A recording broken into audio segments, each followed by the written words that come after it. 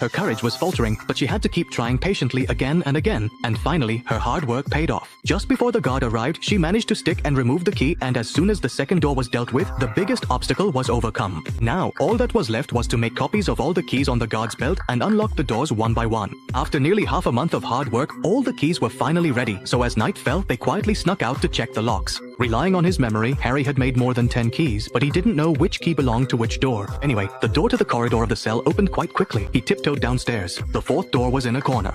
In the corridor of this door, there was a duty room where a fat guard was sitting, listening to music at a very loud volume. Harry could have taken advantage of this noise to try the keys, but just as he inserted the right key, the music suddenly stopped. Sensing something was wrong, he immediately locked the lock again. At that moment, the shadow of the fat guard appeared outside. Both of them, terrified, ran away at once. Now it was impossible to get back to the cell, so they hid in the storeroom under the stairs. But they didn't know that there was no way to lock the door from the inside, nor was there any handle. They were just holding a tiny screw with their fingers. Just then, the sound of the guard's footsteps started getting closer, and his friend's hand slipped, causing a big crack to open in the door. But since it was dimly lit at night, the burly guard didn't see anything.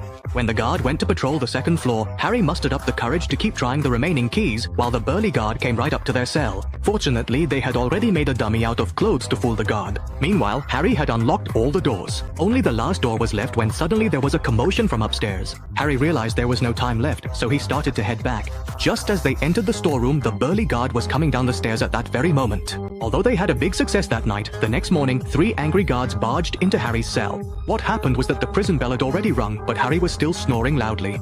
From his experience, the warden understood that Harry hadn't slept all night. To find out what he did at night, the guards began searching his cell. Just then, one of them accidentally knocked over the cup in which the keys were hidden. The warden slowly picked it up. Luckily, the previous night Harry had separated the teeth and the handle of the key. While the warden was still thinking, Harry quickly used his wits and picked up a photo, somehow managing to stand it up on that piece. In this way, he passed it off as a fake photo stand. When nothing was found, the warden just gave Harry a warning. After this incident, Harry realized that it wasn't wise to delay any longer. So, that very day, he went to all the prisoners in the jail and invited everyone to escape together at night, but no one was willing to run away.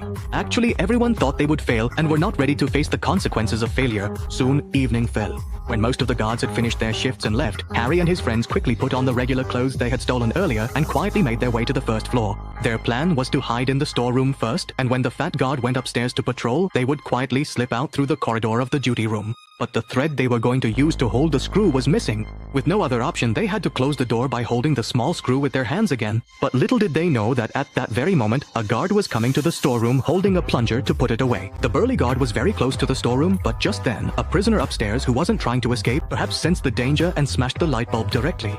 The bald prisoner started shouting, and in no time, all the prisoners began